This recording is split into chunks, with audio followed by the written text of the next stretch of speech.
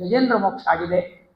ನಂತರದಲ್ಲಿ ಈ ಯಾವ ವಿಶಿಷ್ಟವಾಗಿರತಕ್ಕಂತಹ ಅಮೃತವನ್ನು ಕೊಡುವಂಥ ಮೋಹಿನಿ ರೂಪ, ಧನ್ವಂತರಿ ರೂಪನಾದ ಭಗವಂತನ ಅವತಾರ, ಅಲ್ಲಿ ಕೂರ್ಮ ರೂಪನಾದ ಭಗವಂತ ಬಂದ ಪರ್ವತವನ್ನು ಎತ್ತಿ ಹಿಡಿದದ್ದು, ಅಜಿತನಾಮಕನಾಗಿ ಪರಮಾತ್ಮನಾಗಿ ಬಂದು ಅಲ್ಲಿ ಮಾಲೆಯನ್ನು ಹಾಕಿಸಿಕೊಂಡದ್ದು ಲಕ್ಷ್ಮೀ ಸ್ವಯಂವರ ಅಂತಾಗಿದೆ.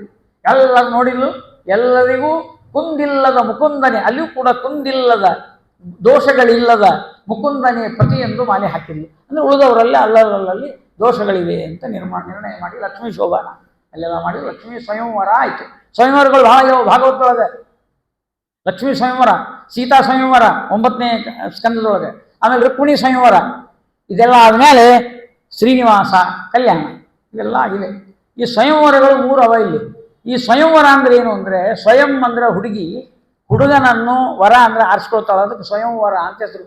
ಹುಡುಗಿ ಹುಡುಗನ್ನ ಆರಿಸ್ಕೊಂಡ್ರೆ ಸ್ವಯಂವರ, ಹುಡುಗನೇ ಹುಡುಗಿನ ಆರಿಸ್ಕೊಂಡ್ರೆ ಸ್ವಯಂವರಿ. WRRY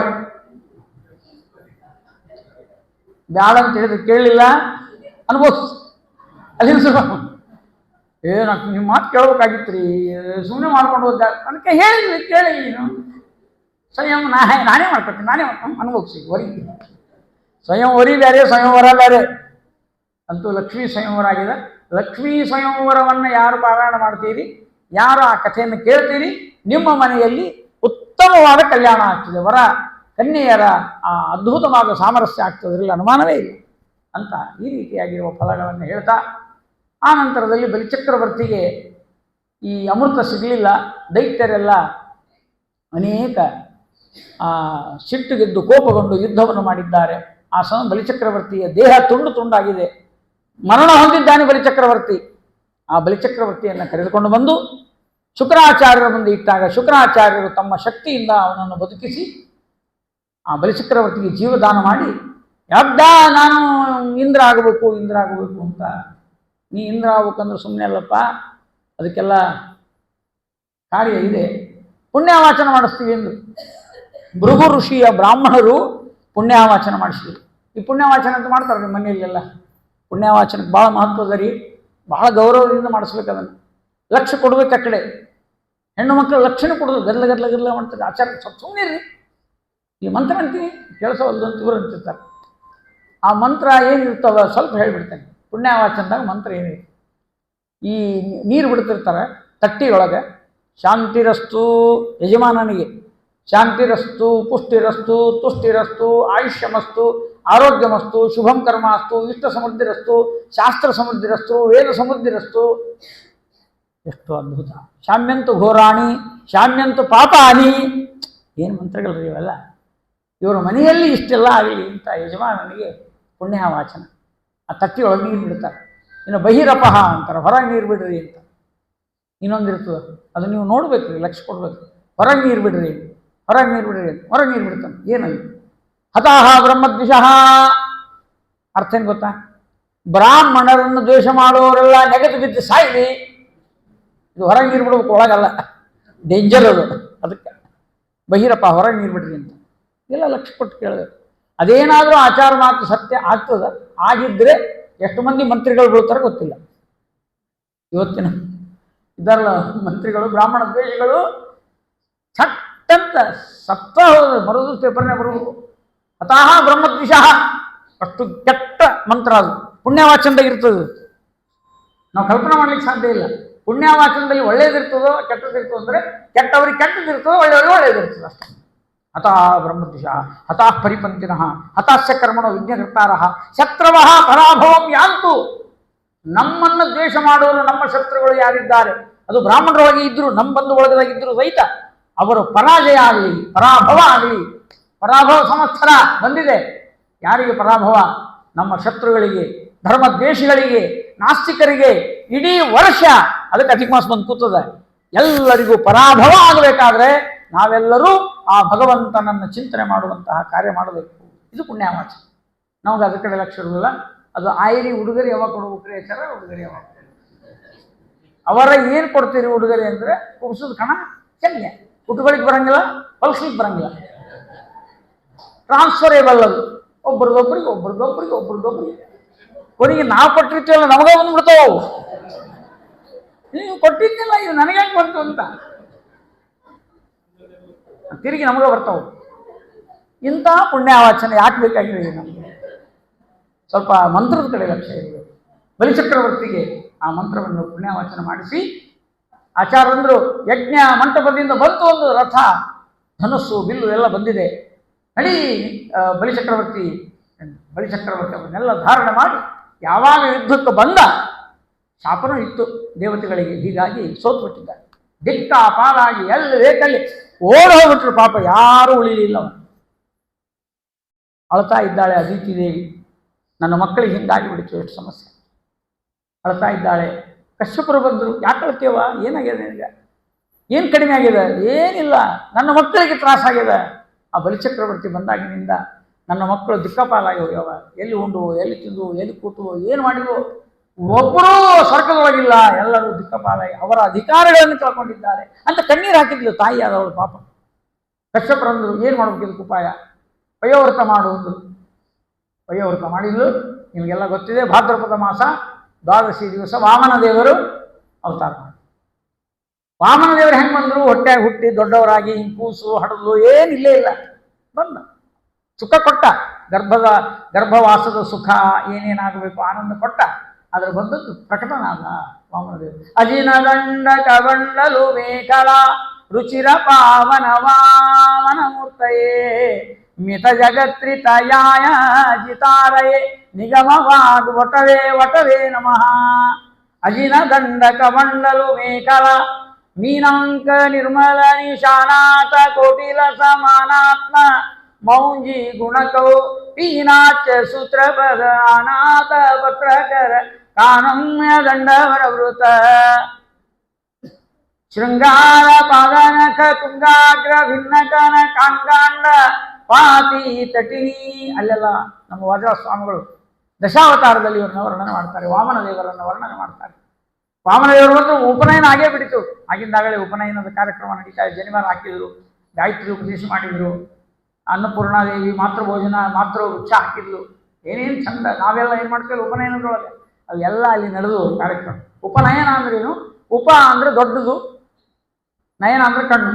ಉಪನಯನ ಅಂದರೆ ದೊಡ್ಡ ಕಣ್ಣು ಕೊಡುವುದು. ದೊಡ್ಡ ಕಣ್ಣು ಯಾವುದು ಅಂದರೆ ದೇವರನ್ನು ನೋಡುವ ಕಣ್ಣು. ಈ ಕಣ್ಣು ಸಾಲುವುದಿಲ್ಲ. ನಮ್ಮ ಮಗು ಕೂಸು ಮುಂದೆ ಪರಮಾತ್ಮ ನೋಡಲಿ, ಬ್ರಹ್ಮ ದರ್ಶನ ಆಗಲಿ, ಅದಕ್ಕೆ ಬ್ರಹ್ಮೋಪದೇಶ ಮಾಡ್ತಾರೆ. ಬ್ರಹ್ಮೋಪದೇಶ ಅಂತಾರೆ. ಬ್ರಹ್ಮೋಪದೇಶ ಅಂದರೆ ಗಾಯತ್ರಿ ಮಂತ್ರ ಉಪದೇಶ. ಒಂದು ಉಪದೇಶ ಮಾಡಿ ನಮ್ಮ ಕೂಸು ನಾವು ನೋಡಿದಂತೆ ಪ್ರಪಂಚ ನೋಡೋದು ಬೇಡ, ಅವನು ಭಗವಂತನನ್ನೇ ನೋಡಲಿ ಅಂತ ವೇದದ ಅಧಿಕಾರವನ್ನು ಕೊಡಿಸ್ತೇವಕ್ಕ ನಾವು. ಎಂಥ ಸಮಾರಂಭ. ದೇವರನ್ನು ನಾನೂ ಒಂದು ಉಪನಯನ ಮಾಡ್ಕೊಂಡು ನಿಂತು ಮಾಡಿ ಬಂದು ನಿಂತಿದ್ದಾನೆ. ಬಲಿಚಕ್ರವರ್ತಿಯ ಮಂಟಪಕ್ಕೆ ಬಂದ. ಮಂಟಪಕ್ಕೆ ಬಂದು ಕೂಡಲೇ ತುಪ್ಪ ಹಾಕಲಾರದೆ ಅಗ್ನಿ ಇಷ್ಟೆತ್ತರ ಎದ್ದು ಬಿಟ್ಟ. ಪುರೋಹಿತರು ಕೂತಾರ, ಋಷಿ ಬ್ರಾಹ್ಮಣರು, ನಾವು ಎಷ್ಟು ತುಪ್ಪ ಆಗಿದ್ರು ಕಣ್ಣಾಗೆಲ್ಲ ಹೊಗೆಯಾಗಿ ಹೋಗ್ಯದ, ಇಲ್ಲಿ ಏನಿಲ್ಲದೆ ಬೆಂಕಿ ಎತ್ತಲ್ಲ ನೋಡ್ತಾರ. ಬಂದು ನಿಂತು ಬಿಟ್ಟಿದ್ದಾನೆ. ದೇವರು ಬಂದಿದ್ದಾನೆ, ವಾಮನ ದೇವರು. ಚಂಡ ಮರೀಚಿಯೇ ದಂಡಕ ಮಂಡಲು ತಾಪಸ ವೇಷವ ತಳೆದಿಹನೆ. ಗಲಗಲಿ ಆಚಾರ. ಸಂಧ್ಯಾ ರಾಗದ ಚಂದನ ತಂಪಿಗೆ ವೈಶ್ವಾನರ ತಪ ತಿಳಿದಿಹನೆ.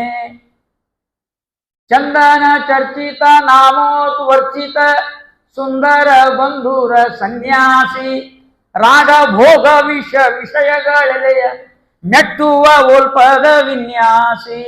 ಕಾಮನೆ ಕಾವಿಯ ನುಟ್ಟನೋ ತೊಟ್ಟನೋ ಸೋಮನೆ ಶಾಟಿಯ ಕಾಪಾಲಿ. ಕಾವ್ಯವೇ ಕಾಯವ ಪಡೆದೀತೋ ಪಿಡಿದೀತೋ ರಸಋಷಿಕರವೇ ಜಪಮಾಲಿ. ವರವೈ ರಾಜ್ಯದ ಚಿರಸೌಭಾಗ್ಯಕ್ಕೆ ಶೃಂಗಾರವೇ ಶರಣಾಗಿತ್ತು. ಅವನ ಜ್ಞಾನ, ಅವನ ವೈರಾಗ್ಯ ತುಳಿತಿತ್ತಂತ. ಎದೆ ಎಲ್ಲ ತುಳಿದು ಬರ್ತಿತ್ತು. ಎಲ್ಲ ಕಾಮ ಕೋರದರು, ಕಾಮ ಗೆದ್ದರ ಹರಿಗೆ ಪ್ರೇಮ ಪೂರ್ಣರ ಅಂತ ಹೇಳ್ತೀವಲ್ಲ ಹಾಗೆ. ಅಂತಹ ಮಹಾನುಭಾವರು ನಮ್ಮ ಹಂಸನಾಮಕ ಪೀಠ ಪರಂಪರೆಯಲ್ಲಿ ಅನೇಕ ಯತಿಗಳು ಆ ಇಂದ್ರಿಯಗಳನ್ನು ಗೆದ್ದು ರಾಮದೇವರ ಪೂಜೆ ಮಾಡುವುದನ್ನು ನೋಡ್ತೇವೆ ನಾವೆಲ್ಲ. ಅಂತಹ ವಾಮನ ದೇವರ ಅದ್ಭುತವಾಗಿರತಕ್ಕಂತಹ ಪ್ರಸಂಗ. ಆ ಬಲಿಚಕ್ರವರ್ತಿ ನೋಡಿದ, ಅವರಿಗೆ ದಾನ ಕೊಡಬೇಕು ಅಂತ ಬಂದಿದ್ದಾನೆ. ಸ್ವಾಮಿ ಬ್ರಾಹ್ಮಣರೇ, ನಿಮಗೆ ದಾನ ಮಾಡಬೇಕು, ನಾವು ಏನು ಕೇಳ್ತೀರಿ ಅದು ಕೊಡ್ತೇನೆ, ಕೇಳ್ರಿ. ಆನಿ ಬೇಕೇನು ಅಂತ ಕೇಳಿದ. ರಾಜರ ಕಡೆ ಬೇಕಾಷ್ಟು ಆನಿ ಇದ್ವಲ್ಲ. ವಾಮದೇವರಂದ್ರು, ನಮ್ಮ ಕಾಲಾಗ ರಗಡ ಆನೆ ಆಗ್ಯಾವ್ರಿ ಅಂದ್ರು. ಆನೆ ಅಂತ ಆಗ್ತಾವ ನೋಡ್ರಿ, ಅವ ರಗಡ ವೈದಿಕ ಬ್ರಾಹ್ಮಣ ಚಪ್ಪಲಿ ಇರೋದಿಲ್ಲ, ಏನಿಲ್ಲ, ರಗಡ ಆನೆ ಆಗ್ಯಾವ. ಒಂಟಿ ಬೇಕೇನಾದ್ರು, ನಾನೇ ಒಂಟಿದ್ದೀನಿ ರೀ, ನನಗೆ ಒಂಟಿ ಬೇಡ, ನಿಮ್ಮ ಆನೆ ಬೇಡ, ನವಿದ್ದೇಶ ಚಿತ್ತಮ್ಮ, ಹಣ ಬೇಡ, ದುಡ್ಡು ಬೇಡ, ಏನೂ ಬೇಡ, ಮತ್ತೆ ಏನಾದ್ರು ಕೇಳ್ತೀವೋ ಮಾರಾಯ, ಕೇಳು. ಒಂದಾಗಿ ಕೇಳಿ, ನನ್ನ ಪಾದದ ಅಳತೆಯಿಂದ 3 ಪಾದ ಭೂಮಿ ಬೇಕು, ತ್ರಿಪಾದ ಭೂಮಿ ದಾನಮಾನ ಪರೀಕ್ಷೆ. ಒಂದು ಕೂಡಲೇ ಎಷ್ಟು ಸಮಸ್ಯೆ ಆಗ್ಬಿಡ್ತು ಅಂದರೆ, ಪರೀಕ್ಷೆಗೆ ಬಲಿಚಕ್ರವರ್ತಿಗೆ ಅಹಂಕಾರ. ಬಲಿಚಕ್ರವರ್ತಿಯ ಸಮಸ್ಯೆ ಏನು ಅಂದರೆ, ಅವನು ನಾನು ಬೇಕಾದಷ್ಟು ಕೊಡ್ತೇನೆ, ಇವರು 3 ಪಾದ ಕೇಳಿರಲ್ಲ ಅಂತ. ಇದಕ್ಕೇನಂತಾರೆ ಅಂದರೆ ಕಲಿ ಆವೇಶ ಅಂತ. ಬಲಿಚಕ್ರವರ್ತಿ ಕರ್ಮಜ ದೇವತೆಗಳಲ್ಲಿ ಒಬ್ಬನು, ಪರೀಕ್ಷಿತ ರಾಜ ಕರ್ಮಜ ದೇವತೆಗಳಲ್ಲಿ ಒಬ್ಬರು. ನಮ್ಮ ಪ್ರಹ್ಲಾದ ರಾಜರು ಕರ್ಮಜ ದೇವತೆಗಳೇ. ಅವರ ಒಳಗೆ ಅವರಿಬ್ಬರೊಳಗೆ ಕಲಿ ಆವೇಶ ಇತ್ತು, ಇವರಲ್ಲಿ ಇರಲಿಲ್ಲ. ಅದಕ್ಕೆ ಪ್ರಹ್ಲಾದೋ ನಿತ್ಯ ಭಕ್ತಿಮಾನ್. ಕಲಿಹಿ ಆವೇಶ, ಕಲೇಹೇ ಆವೇಶ ಪರೀಕ್ಷಿತ ರಾಜನ ಮತ್ತು ಈ ಬಲಿಚಕ್ರವರ್ತಿ. ಅಂದ್ರೆ ಬಲಿಚಕ್ರವರ್ತಿಗೆ ಸ್ವಲ್ಪ ಅಹಂ. ಅದಕ್ಕೆ ಅವೇನಂದ, ಕೊಡ್ತೀನಿ, ಬೇಕಾದ ಕೇಳ್ರಿ, 3 ಪಾದ ಯಾಕೆ ಕೇಳ್ತೀರಿ. ಬ್ರಾಹ್ಮಣರಿಗೆ ಯಾವಾಗಲೂ ಕೂಡ ಮನೆಗೆ ಬಂದು ಬ್ರಾಹ್ಮಣರಿಗೆ ಹಿಂಗೆ ಕೇಳಬಾರ್ದು. ನೀವು ಕೇಳಂಗಿಲ್ಲ, ಗೊತ್ತದ ನನಗೆ. ಆಚಾರ ಏನು ಬೇಕು ಕೇಳ್ರಿ, ಕೊಡ್ತೇನೆ ಅಂತ ಯಾರು ಅನ್ನೋದಿಲ್ಲ. ಅಂದಿರೇನು ಇದುವರೆಗೆ ನೀವೇನು ಅಂದಿರಿ? ಯಾರನ್ನ ಆಚಾರ ಮಾಡಿ, ಆಚಾರ ನೀವೇನು ಅಂತಿರೋದು ಕೊಡ್ತೀವ್ರಿ ಅಂದ್ರೆ ಮನೆ ಬಿಟ್ಟು ಹೋಗ್ರಿ ಅಂತಾರ. ಈ ಮನೆ ಕೊಡ್ರಿ, ನನಗೆ ಮನೆ ಇಲ್ಲ, ನೀವು ಹೊರಗೆ ಹೋಗ್ರಿ, ನಾ ಇಲ್ಲಿ ಇರ್ತೀನಿ. ಅದಕ್ಕೆ ಈ ಅಂಜಿಕೆಗೇನೆ ಯಾರ್ಯಾರು ಏನೇನು ಕೇಳೋದು. ಆಚಾರ ದಕ್ಷಿಣ ತೊಗೊಳ್ರಿ ಅಂತ ಕೊಡ್ತಾರೆ.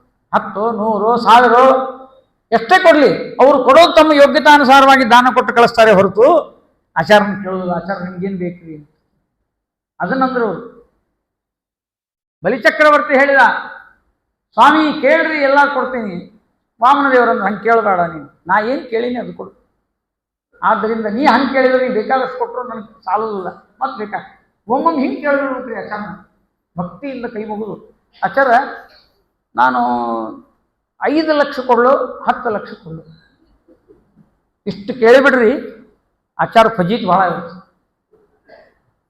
ಈಗ 5 ಲಕ್ಷನೇ ಕೇಳಿದ್ರೆ 10 ಅಂದಿದ್ದ, ಸಿಕ್ತಿತ್ತಿಲ್ಲ 10, ಅದನ್ನೇ ಕೇಳಬಾರ್ದು ಅಂತಾರೆ.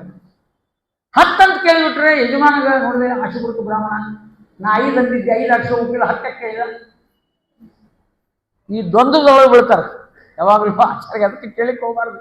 ನಿಮ್ಗೆ ಹೆಚ್ಚು ಕೊಡಲಿ ಕಡಿಮೆ ಕೊಡಲಿ ಅಂತ ಕೇಳಬಾರ್ದು. ಯಾಕಂದ್ರೆ ಅವ್ನು ಗತಿ ಬೀಳ್ತಾನೆ, ಯಾವ್ದು ಕೇಳ್ಬೇಕಂತ ಗೊತ್ತಾಗೋದಿಲ್ಲ. ಅದಕ್ಕೆ ನೀವು ಕೊಟ್ಟದ್ದನ್ನು ತಗೊಂಡು ಆಶೀರ್ವಾದ ಮಾಡಿ ಹೋಗ್ಬಿಡ್ತಾನೆ. ಇದು ನಮ್ಮಲ್ಲಿ ಸಂಪ್ರದಾಯ ಬಂದಿದೆ.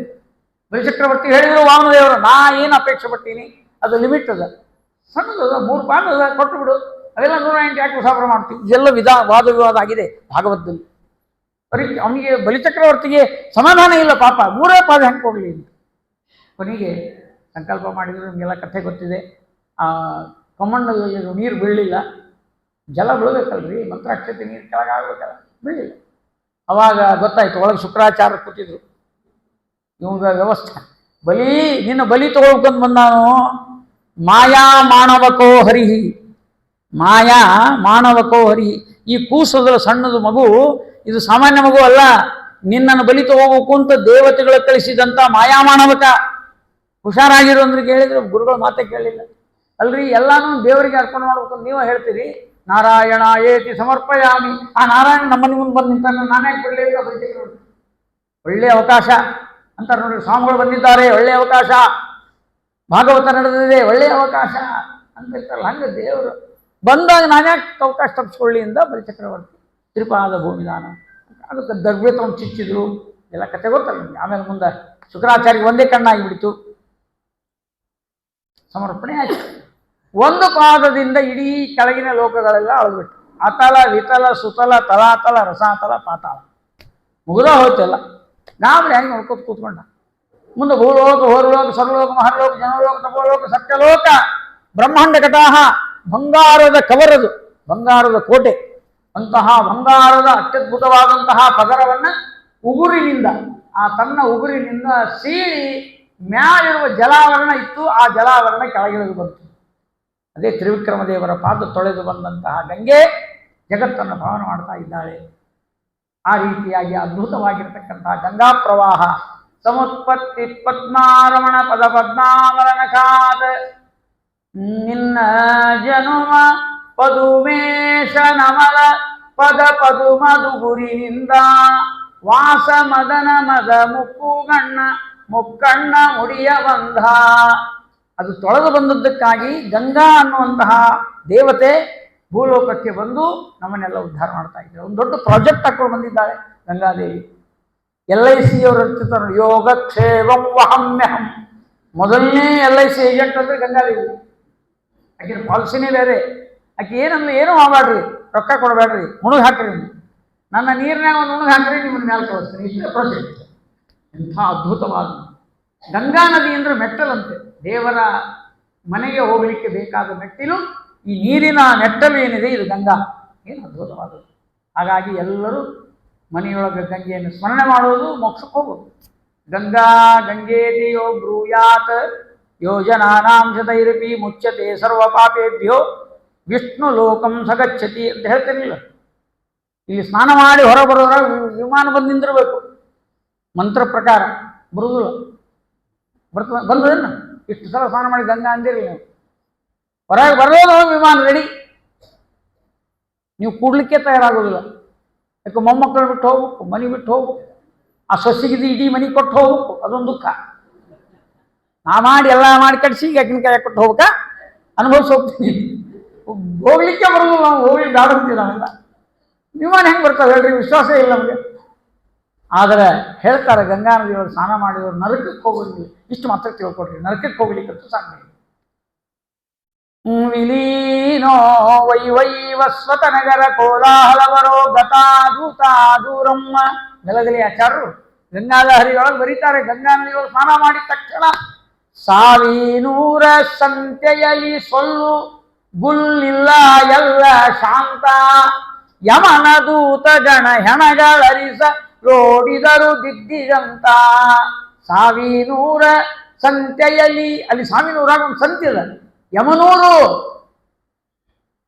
ಇಲ್ಲೊಂದು ಅದಲ್ಲ, ಕೊಪ್ಪರಕ್ಕೆ ಹೋಗ್ತಾರ. ಇಲ್ಲೊಂದು ಯಮನೂರು ಅದ, ಆ ಯಮನೂರು ಅದ ಅಂತ. ಮ್ಯಾಲೊಂದು ಯಮನೂರು ಅದ, ಆ ಯಮನೂರು ಒಂದು. ಸಾವಿನೂರ ಯಮನೂರ ಸಂತೆಯಲ್ಲಿ. ಸಂತೆ ಅಂದ್ರೆ ಗದ್ಲಿರ್ಬೇಕಲ್ರಿ, ಶಾಂತಿ ಇತ್ತಂತ. ಸಂತಿ ಶಾಂತಿ ಇರ್ಬೇಕಾದ್ರೆ ಏನು ಕಾರಣ? ನಮ್ಮಲ್ಲೇ ಒಂದು ಗಿರಣಿ ಇತ್ತು ಹುಬ್ಬಳ್ಳಿಯೊಳಗೆ, ಪ್ರಶಾಂತ ಹಿಟ್ಟಿನ ಗಿರಣಿ ಅಂತ ಹೆಸರು ಬರ್ತಿದ್ದ. ಒಂದು ದಿವಸನೂ ಚಾಲು ಆಗಲಿಲ್ಲ, ಕಿಲಿನ ಹಾಕಿಟ್ಟಿದ್ದ. ಗಿರಣಿ ಶಾಂತ ಹಂಗಿರ್ತದ್ರಿ, ಪ್ರಶಾಂತ ಹಿಟ್ಟಿನ ಗಿರಣಿ ಅಂದ್ರೆ. ಗಿರಣಿ ಬಂದಾಗ ಅಂತ ತಿಳ್ಕೋಬೇಕು. ಹಂಗ ಸಂತಿಯೊಳಗೆ ಗದ್ಲಿಲ್ಲ ಅಂದ್ರೆ ಶಾಂತ ಆಗಿದೆ. ಸಾವಿನೂರ ಸಂತೆಯಲ್ಲಿ ಸೊಲ್ಲು ಗುಲ್ಲು ಎಲ್ಲ ಇಲ್ಲ ಶಾಂತ. ಯಮನ ದೂತಗಣ ಹೆಣಗಳ ಹರಿಸ ರೋಡಿದರು ದಿಗ್ದಿಗಂತ. ಶಾಂತ ಆಗಿಬಿಟ್ಟಿತ್ತು. ಯಮದೇವರು ಇನ್ಸ್ಪೆಕ್ಷನ್ಗೆ ಬಂದಾರ. ಒಂದೊಂದು ಕೆಲಸ ಇಲ್ಲ, ಏನಿಲ್ಲ, ಕೂತ್ಬಿಟ್ಟಿದ್ರು ಯಮದೂತರು. ಹಿಂಗೆ ಕೂತಿರೋ ಗೌರ್ಮೆಂಟ್ ಆಫೀಸ್ನಾಗ ಕೂತಂಗೆ ಅಂದ್ರೆ ಇವ್ರು ಕೆಲಸ ಮಾಡ್ತೀರಿ. ಫೈಲ್ ಇಡೋದು, ಹೋಗ್ಬಿಡೋದು ಹೊರಗೆ, ಫೈಲ್ ಇಡೋದು, ಹೊರಗೆ ಹೋಗೋದು. ಏನಿದೆ ಗದ್ಲ ಇಲ್ರಿ, ಫೈಲ್ ಬಂದಿಲ್ರಿ, ಏನು ಮಾಡು, ಓಪನ್ ಮಾಡ್ಲಿಕ್ಕೆ ಫೈಲ ಇಲ್ಲ ಅಂದರು. ಹಿಂಗೆ ಮಾಡಿ ನೌಕರಿ ತೆಗೆದುಬಿಡ್ತೀನಿ, ಸಸ್ಪೆಂಡ್ ಮಾಡಿ ನನಗೆ ಕಳಿಸ್ತೀನಿ, ಲಾಕೌಟ್ ಮಾಡಿಬಿಡ್ತೀನಿ ಯಮಲೋಕ ಅಂದ್ರೆ ಯಮದೇವರು. ಸುಮ್ಮನೆ ಕೂಡಿಸಿ ಪಗಾರ ಕೊಡ್ಬೇಕಂದ್ರೆ ಕೂಡಿಸಿ ಪಗಾರ ಕೊಡ್ಲಿಕ್ಕೆ ಆಗೋದಿಲ್ಲ. ಇಲ್ಲೇ ಏನಾರ ಮಾಡ್ರಿ ಸ್ವಾಮಿ, ನೌಕರಿ ಉಳಿಸ್ಕೊಳ್ಳಿಕ್ಕೆ ಏನು ಮಾಡ್ಬೇಕು? ಏನಿಲ್ಲ, ಎಲ್ಲರ ಹೋಗಿ ಒಂದು ಹೆಣ ತೊಗೊಂಡ್ಬರ್ರಿ ಅಂದರು. ನರಕಕ್ಕೆ ಒಂದು ತೊಗೊಂಡ್ಬರ್ರಿ ನೋಡೋಣ ಅಂದರು. ಇವ್ರು ಪಾಪ ಓಡಿದು ಯಮನ ದೂತಗಣ ಹೆಣಗಳ ಹರಿಸಲು ಓಡಿದವು ದಿಗ್ದಿಗಂತ. ಆಚಾರ ಏನಾಗಿದೆ ಅಂದ್ರೆ ಎಲ್ಲ ಊರಿಗೆ ಬಂದು ನೋಡಿದ್ರು. ದೇವಪುರದ ಹಿರಿದಾರಿ ಬಿರಿಯುತ್ತಿದೆ ಬಹು ವಿಮಾನ ಎರಗೆ. ದೇವಪುರದ ಸುರಪುರಕ್ಕೆ ಹೊಂಟವೆಲ್ಲ, ಇಲ್ಲೆಲ್ಲ ಅಲ್ಲಿ ದೇವತೆಗಳ ಪುರ. ಸ್ವರ್ಗಕ್ಕೆ ಹೋಗ್ಬಿಟ್ಟಿದ್ದಾರೆ. ವಿಮಾನ ಹತ್ತುತ್ತಾರೆ ಹೋಗ್ತಾರೆ. ಎಲ್ಲೆಲ್ಲಿ ಗಂಗಾ ನದಿಯವ ಅಲ್ಲೆಲ್ಲ ಸ್ನಾನ ಮಾಡೋದು, ವಿಮಾನ ಬರೋದು, ಹೋಗ್ಬಿಡೋದು. ನ್ಯಾಷನಲ್ ಹೈವೇ ಹೊಡೆದ್ಬಿಟ್ಟದಂಥದ್ದು, ರಿಪೇರಿ ಮಾಡ್ಲಿಕ್ಕೆ ಬರಲಾರ್ದಷ್ಟು. ದೇವಪುರದ ಹಿರಿದಾರಿ ಬಿರಿಯುತ್ತಿದೆ ಬಹು ವಿಮಾನ ಎರಗೆ. ಮಾತೆ ನಿನ್ನ ಕಥೆ ಮಾತು ಮಹಿಮೆ ಮೇದಿನಿಯೊಳಿರುವವರೆಗೆ. ಆ ಯಮದೂತರು ಎಲ್ಲ ಕಡೆ ಹೋದ್ರು, ಎಲ್ಲೂ ಇಲ್ಲ. ಯಮದೇವರು ಕೇಳಿದ್ರು, ಗಂಗಾ ನದಿ ದಂಡಿನ ಹೋಗ್ತಾರ, ರಾಯಚೂರಿಗೆ ಹೋಗ್ರಿ. ಅಲ್ಲಿ ಯಾಕ? ಅಲ್ಲಿ ಗಂಗಾ ನದಿ ಇಲ್ಲ, ಯಾರೂ ಇಲ್ಲ. ಅಲ್ಲಿ ಹೊಡ್ಕೊಂಬರ್ರಿ ಅಂದ್ರು. ಪಾಪ ಬಂದು ರಾಯಚೂರು ತುಂಬ ಹೋಗಿ ನೋಡೋಗಿದ್ರಿ. ಬಹಳ ಬುದ್ಧಿವಂತರಾಗ್ಯಾರ ಈ ರಾಯಚೂರು ಮಂದಿ. ಗಂಗಾ ಲಹರಿ ಕೇಳಿದ ಮೇಲೆ ಅಂತೂ ಗಂಗಾನ ಬಿಡೋವಲ್ರು. ಅವ್ರ ಮನೆಯೊಳಗೆ ಗಂಗಾದ ಗಿಂಡಿ ಇಟ್ಕೊಂಡು ಪೂಜೆ ಮಾಡ್ಲಿಕ್ಕಿರ್ತಾರೆ. ಗಂಗಾದ ಗಿಂಡಿ ತಂದಿರ್ತಾರೆ ನೋಡ್ರಿ ಬದರಿಯಿಂದ. ಕೆಲವರು ತಾವ ತರ್ತೀವಿ, ಕೆಲವರು ಮಂದಿ ಕೊಟ್ಟಿರ್ತಾರೆ. ಎದಕ್ಕೆ ಕೊಟ್ಟಿರ್ತಾರೆ ಗೊತ್ತ? ಅದನ್ನು ಪೂಜೆ ಮಾಡ್ರಿ ಅಂತ ಕೊಟ್ಟಿರ್ತಾರೆ. ಎದರ ಸಲುವಾಗಿ ಪೂಜೆ ಮಾಡೋದು ಗೊತ್ತೇನು? ನಮ್ಮ ಕೊನೆಯ ಗಳಿಗೆಯಲ್ಲಿ ಅದನ್ನು ಹೊಡೆದು ನಮ್ಮ ಬಾಯಿಗೆ ಹಾಕ್ಲಿಕ್ಕೆ. ಅಂತ್ಯಕಾಲದಲ್ಲಿ ಅದಕ್ಕೆ ಸ್ವಚಂದ್ರ ಭಕ್ತಿಯಿಂದ ಪೂಜೆ ಮಾಡ್ತಿರ್ತಾರೆ ಗಂಗಾದೇವಿ ಪೂಜೆ. ನಮ್ಮ ಅತ್ತಿಗೆ ಉಪಯೋಗ ಆಗಲಿ, ನಮ್ಮ ಅತ್ತಿಗೆ ಉಪಯೋಗ ಆಗಲಿ. ಹೂ ಏರ್ಸಿದ್ದಕ್ಕಿ ಗಂಗಾ. ನಿನ್ನ ಅನುಗ್ರಹ ಆಗ್ಬೇಕವ, ಮೊದಲು ನಮ್ಮ ಅತ್ತಿಗೆ ಆಗಲಿ, ಆಮೇಲೆ ನಮ್ಗಿರ್ಲಿ ಮುಂದೆ. ಅದ್ರ ಮೊದಲಾಕಿ ಒಳ್ಳೆ ಭಕ್ತಿ. ಪಾಪ ಮೋಕ್ಷಕ್ಕೆ ಹೋಗ್ಲಿ ಅಂತ ಬೇಕ, ಇನ್ನೇನು ಗಂಗಾದ ಗಿಂಡಿ ಪೂಜಾ ಎಲ್ಲರ ಮನೆಯಾಗ. ಯಮದೂತರು ಹೇಳಿದ್ರೆ ಹಿಂಗೆ ಪೂಜೆ ಮಾಡಿ ಮಾಡಿ ಗದ್ಲು ಹಿಡಿಸ್ಯಾರ್ರಿ. ಅದು ಬಿದ್ದು ಒಂದು ಕೂಡಲೇ ಲಟ್ ಅಂತ ಹೊಡಿತಾರ, ಫಟ್ ಅಂತ ಹೊಡಿಯೋದು, ಬಾಯಾಗ ಹಾಕಿಬಿಡೋದು. ಶಂಕರಾಚಾರ್ಯ ಹೇಳಿರಲ್ಲ, ಭಗವದ್ಗೀತಾ ಗಿಂಚಿದ ಗೀತಾ ಗಂಗಾ ಜಲಲವ ಕಣಿಕಾ ಪೀತ, ಗಂಗಾ ಜಲಲವ ಕಣಿಕಾ ಪೀತ ಸಕೃದಪಿಯೇನ ಮುರಾರಿ ಸಮರ್ಚ ಕ್ರಿಯತೆ ನೈವ ಯಮೇನ ಚರ್ಚಾ ಭಜ ಗೋವಿಂದಂ ಗೋವಿಂದಂ ಭಜ ಮೂಢಮತೆ ಭಗವದ್ಗೀತಾ ಕಿಂಚಿದಧೀತ ಗಂಗಾ ಜಲ ಲವ ಕಣಿಕ. ಆ ಗಂಗಾ ನದಿ ನೀರಾಗ ಒಂದು ಹನಿ ಒಳಗೆ ಮತ್ತೆ ಕಟ್ ಮಾಡಿ ಒಂಚೂರು ಹನಿ ಬಾಯಿ ಆಗಿದ್ರೆ ಸಾಕ್ಬೇಕು. ಪೂರ ಕುಡಿಬೇಕು ಅಂತಿಲ್ಲ. ಅದೇನು ಗಿಂಡಿ ಪೂರ ಎತ್ತಿ ಬಾಯಿಗೆ ಹಾಕಿ ಅಂತಿಲ್ಲ, ಹೋಗುದು ಇಲ್ಲ. ಅವಾಗ ಸುಮ್ಮನೆ ಅಂತಿರ್ತಾರೆ, ಒಳಗೆ ಹೋಗ್ಯದ ಅಂತಿರ್ತಾರೆ, ಮೇಲೆ ಕೂತಿರ್ತೀವಿ. ಆದರೂ ಸಹಿತ ನಮ್ಮ ಭಾವನಾ ಈಗ ಮೋಕ್ಷ ಆಯ್ತಪ್ಪ. ಎಂಥ ಭಕ್ತಿ, ಎಂಥ ಭಾವನೆ. ಅವರಂದ್ರು ಬ್ರಾಹ್ಮಣರು ಮನೆಯೊಳಗೆ ಗಂಗಾದ ಗಿಂಡಿ ಇಟ್ಕೊಂಡಾರ, ಇತರೆ ಜಾತಿಯವ್ರು ಏನೂ ಇಟ್ಕೊಂಡಿರೋದಿಲ್ಲಲ್ಲ, ಅವಕ್ಕೆ ಗಂಗಾದ ಗಿಂಡಿನೂ ಗೊತ್ತಿಲ್ಲ, ಏನಿಲ್ಲ, ಅವ್ರು ಹಿಡ್ಕೊಂಡು ಬರಲಿಲ್ಲಲ್ಲ ಅಂದರೆ ಅವ್ರು ನಮ್ಗಿಂತ ಬುದ್ಧಿವಂತರಾಗಿರಿ, ಬ್ರಾಹ್ಮಣರಿಗಿಂತ ಬುದ್ಧಿವಂತರಾಗ್ಯಾರ ಅಂದರು. ಯಾಕಂದ್ರೆ ಈ ಗಂಗಾದ ಗಿಂಡಿ, ಹಂಡೆ, ಪಾತ್ರೆ, ಪಗಡ, ತಾಮ್ರ ತಂಬಿಗೆ, ಕಿರಣಿ ತಂಬಿಗೆ ಯಾವ ಇಲ್ಲ. ಅವರು ಶೂದ್ರರ ಮನೆಯೊಳಗೆ ಯಾವ ಇಲ್ಲವು. ಅವರು ಬೇರೆನೇ ಟೆಕ್ನಿಕ್ ಯೂಸ್ ಮಾಡ್ಯಾರ. ಗಂಗವ್ವ, ಗಂಗಮ್ಮ, ಗಂಗಕ್ಕ, ಗಂಗೂಬಾಯಿ ಅಂತ ಹೆಸರು ಕೊಡ್ತಿದ್ದಾರೆ. ಗಂಗಿ ಏನವ ಆರಾಮಿದ್ಯಾ ಅಂತ ಪಾಪ ಹೋದ್ಲ. ಗಂಗವ್ವ ಬಂದ್ಲೇನು ಮುಸುರಿ ತಿಕ್ಕಕ್ಕಿ ಅಂತ ನೀವು ಅಂದ್ರೆ ನಿಮ್ಮ ಪಾಪ ಹೋದು. ಪಾತ್ರಿ ತೊಳೆದಂಗ ಆತ್ರಿ ಅದು. ಗಂಗವ್ವ ಬಂದಾಳೇನು? ಬಂದಾಳ. ಪಾತ್ರಿ ಗಂಗವ್ವ ಮನಿ ಬಂದಾಳ. ಈ ಭಾವನಾ ಬಂದ ಕೂಡಲೇ ಪಾತ್ರೆ ಎಲ್ಲ ಸ್ವಚ್ಛ ಆದಂಗ ಅಂತ ತಿಳ್ಕೊಬೇಕು. ಇಡೀ ಜಗತ್ತ ಪಾವನ ಆಗ್ತದ. ಆ ಗಂಗಾ ನಾಮ ಯಾಕೆ ಪಾವನ ಮಾಡೋದಿಲ್ಲ? ಇದು ಅವರಿಗೆದ, ನಮಗಿಲ್ಲ. ಬೇರೆ ಜಾತಿಯವರಿಗೆ ಹೆಸರು ಇಡೋದೇ ಅದ್ರ ಸಲುವಾಗಿ ಇಡ್ತಾರೆ ಅವ್ರ ಚಂದ. ನಮ್ಮವ್ರ ಹೆಸರು ಇಡ್ಲಿಕ್ಕೆ ಸಂಕೋಚ. ಕೃಷ್ಣ, ಗಂಗಾ ಹಳೆಯ ಹೆಸರುಗಳು ಅವು ಬ್ಯಾಗ ಇಡ್ರಿ. ವೀಣಾ, ತಂಬೂರಿ, ತಬಲ ಏನೇನೋ ಎಡವಟ್ಟಿಟ್ಟಿರ್ತಾರೆ ಒಟ್ಟಿನಲ್ಲಿ. ಅವು ಎಲ್ಲನೂ ಕೂಡ ಆ ಗಂಗಾ ನದಿಯ ಪ್ರಭಾವದಿಂದ ಯಮಲೋಕದಲ್ಲಿ ಯಾವ ನರಪಿಳ್ಳೆನೂ ಬರಲಿಲ್ಲ ಅಂತ ಅದ್ಭುತವಾಗಿರ್ತಕ್ಕಂಥ ಗಂಗಾವತರಣದ ತ್ರಿವಿಕ್ರಮ ರಾಮ ಪರಮಾತ್ಮನ ತ್ರಿವಿಕ್ರಮ ರೂಪದ ವರ್ಣನೆ ಭಾಗವತದಲ್ಲಿ ಬರ್ತಾ ಇದೆಯಪ್ಪ. ಬಲಿಚಕ್ರವರ್ತಿಯ ಕಾಲದಲ್ಲಿ ಇದನ್ನೆಲ್ಲ ನೋಡಿ ಗಾಬರಿ ಆಗಿಬಿಟ್ಟ ಬಲಿಚಕ್ರವರ್ತಿ. ಆಮೇಲೆ 3ನೇ ಪಾದೆಯಲ್ಲಿ ಇಡಬೇಕು ಅಂತ ಏನು ಹೇಳಿದೆ? ತ್ರಿಪಾದ ಭೂಮಿ ದಾನಮ ಹಂಕರಿಷ್ಯೇತ್. ದೊಡ್ಡ ಶಬ್ದ ಪ್ರಯೋಗ ಮಾಡಿದೆಯಲ್ಲ, 4 ಮಂದಿಗೆ ಹೆಸರು ಬರಲಿ ಅಂತ. ಎಲ್ಲದ 3ನೇ ಪಾದ? ಸುಳ್ಳು ಹೇಳ್ತೇನೋ, ಗರುಡ ಕಂಬ ಕಟ್ಟವನ್ನ ಹೊಡಿ ಅಂತ ಹೇಳ್ಬಿಟ್ಟು ಬಲಿಚಕ್ರವರ್ತಿ ಹೊಡಿತಾ ಇದ್ದಾರೆ. ಏಟು ಬೀಳ್ತಾ ಇವೆ.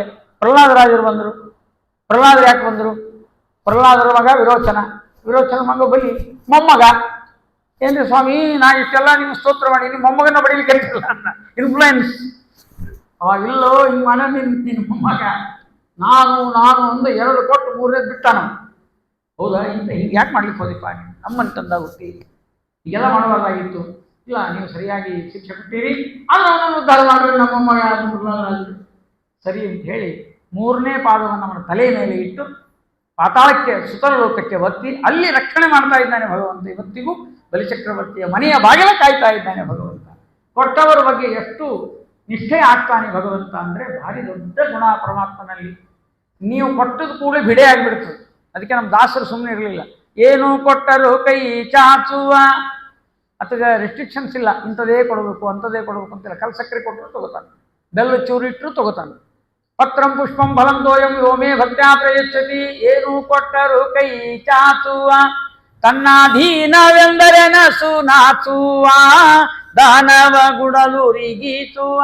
ತನ್ನಿಂಪಾನೇ ಮನದೋಳು ಸೂಚುವ, ಏನು ಕೊಟ್ಟರು ಕೈ ಚಾಚುವ. ಮುಂದಿಂದೇನು ಅಂದ್ರೆ ತನ್ನಾಧೀನವೆಂದರೆ ನಸು ನಾಚುವ, ನಿನ್ನ ಅಧೀನವಾಗೇ ಮಾಡ್ತಾ ಇದ್ದೀನಿ ಇಷ್ಟಂದ್ರೆ ಸಾಕು, ಯೋ ನನ್ನ ಮಕ್ಕಳಲ್ಲ ಇವ್ರ ಮನೆಗೆ ಏನ್ ಕೆಲಸ ಮಾಡಲಿ ಅಂತ ಅಂದೇವು. ಪಾಂಡವರ ಭಕ್ತಿಗೆ ಒಲಿದು ಕೃಷ್ಣ ಪಾಂಡವರ ಮನೆ ದೂತ, 14 ಲೋಕಕ್ಕೆ ನಾಥ, ಕೃಷ್ಣ ಪಾಂಡವರ ಮನೆ ದೂತ. 14 ಲೋಕಕ್ಕೆ ಒಡೆಯನಾದ ನಾರಾಯಣ ಇವ್ರ ಮನೆಯೊಳಗೆ ಎಂಜಲು ಹೊಡೆದನಲ್ರಿ. ಯಾಕ್ರಿ ಇಷ್ಟು ಕೆಲಸ ಮಾಡೋದಕ್ಕೂ? ದೊಡ್ಡವರೆಲ್ಲ ಹಂಗೆ ಇರ್ತಾರೆ, ಅವರಿಗೆ ಸಂಕೋಚ ಇರುವುದಿಲ್ಲ. ನೀವು ದೊಡ್ಡವರಾದರೆ ದೊಡ್ಡವರೆಲ್ಲರೂ ನಿಮಗೆ ಬಂದು ನಿಂತು ಬಿಡ್ತಾರೆ. ಹಾಗೆ ಭಗವಂತ ಹಾಗೆ ಮಾಡಿದ್ದಾನೆ. ಬಲಿಚಕ್ರವರ್ತಿಗೆ ಮುಂದಿನ ಮನ್ವಂತರದಲ್ಲಿ ಇಂದ್ರ ಪದವಿಯನ್ನು ಕೊಟ್ಟಿದ್ದಾನೆ ಭಗವಂತ. ಏನೂ ಅನ್ಯಾಯ ಮಾಡಿ, ಯಾಕೆ ಕೊಡೋ ತನಕ ಕೊಡೋದಿಲ್ಲ, ದೇವರ ಸ್ವಭಾವದಲ್ಲಿ ಕೊಡೋ ತನಕ ಕೊಡೋದಿಲ್ಲ ಅವನ ಸ್ವಭಾವ. ಆದ್ದರಿಂದ ಬಲಿಯಂತೆ ದಾನವ ಕೊಡಲು ಅರಿಯೇನೋ ಛಲವನು ಅರಿಯೇ, ಪ್ರಹ್ಲಾದನಂತೆ ಒಲಿಸಲು ಅರಿಯೇ, ಅರ್ಜುನನಂತೆ ಸಕಲಾಗಿ ಸಲಹೋ ದೇವರ ದೇವ ಪುರಂದರ ವಿಠಲ. ಕರುಣಿಸೋ ರಂಗ ಕರುಣಿಸೋ ಕೃಷ್ಣ ಕರುಣಿಸೋ, ಬಲಿಯಂತೆ ದಾನವ ಕೊಡಲು ಅರಿಯೇನೋ. ಎಂಥ ಮಾತು ಇದು! ಬಲಿಚಕ್ರವರ್ತಿಯ ಭಕ್ತಿಗೆ ಬಲಿದು ಭಗವಂತ ಇವತ್ತು ಇದೇನು ವಾಮನ ಅವತಾರ, ತ್ರಿವಿಕ್ರಮನ ಅವತಾರ, ಗಂಗಾ ಕೆಳಗೆ ಬಂದದ್ದರ ಬಗ್ಗೆ ನೀವೇನು ಶ್ರವಣ ಮಾಡಿರಲಿಲ್ಲ. ಎಂಥ ಪುಣ್ಯ ಬರೆದಿದ್ದಾರೆ ಭಾಗವತದಲ್ಲಿ ಅಂದರೆ ಪಿತೃಗಳು ಸಂತೋಷಪಟ್ಟರಂತೆ. ನಮ್ಮ ಒಳ್ಳೆಯ ಸಮಾರಂಭದಲ್ಲೂ ಈ ಕಥೆ ಹೇಳಬೇಕು, ಯಾವ ಅಷ್ಟಮ ಸ್ಕಂದದ ಕಥೆ. ಇನ್ನು ಪಿತೃಕಾರ್ಯದಲ್ಲೂ ಕೂಡ ಇದು ಬಹಳ ಉಪಯೋಗ. ಅದಕ್ಕೆ ಇವತ್ತು ಯಾರ್ಯಾರು ನಿಮ್ಮ ಹಿರಿಯರು ಹೋಗಿದ್ದಾರೆ ಅವರು ನೃತ್ಯಂತಿ ಕುಣಿತಾರಂತೆ.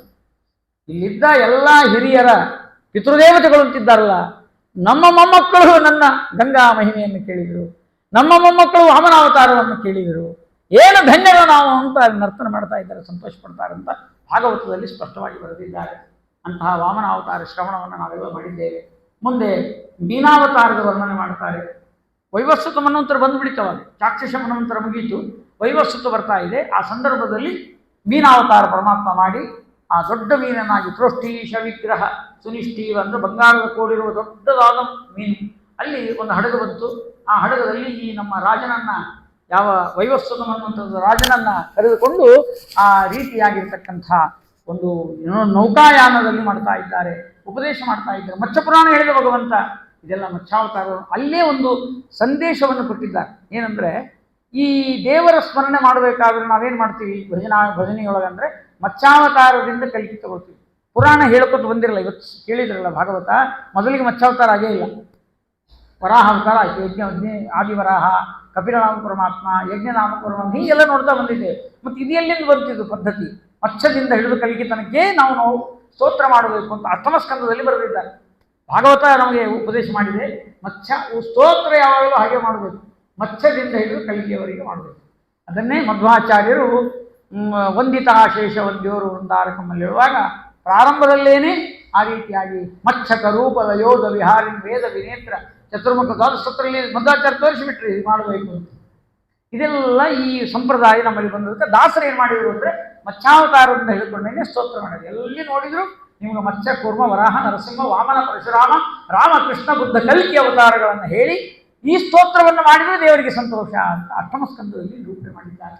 ನಂತರದಲ್ಲಿ ಸೂರ್ಯನ ವಂಶ, ಚಂದ್ರನ ವಂಶ, ಆ ಸೂರ್ಯನ ವಂಶದಲ್ಲಿ ಅಂಬರೀಷ ಮಹಾರಾಜ ಏಕಾದಶಿಯ ಮಹತ್ವವನ್ನು ತಿಳಿಸ್ತಾ ದೂರ್ವಾಸರು ಸಾಧನೆಗೆ ಬರಲಿಲ್ಲ ಅಂದಾಗ ಅವರನ್ನು ಕೊಲ್ಲಬೇಕು ಅಂತ ಕೃತ್ಯ ಬೆಂಕಿ ಬೊಂಬಿ ಅದರ ದೇವರ ಸುದರ್ಶನ ಚಕ್ರ ಇಟ್ಬಿಟ್ಟಿದ್ದ ಅಂಬರೀಷ ಮಹಾರಾಜನಿಗೆ.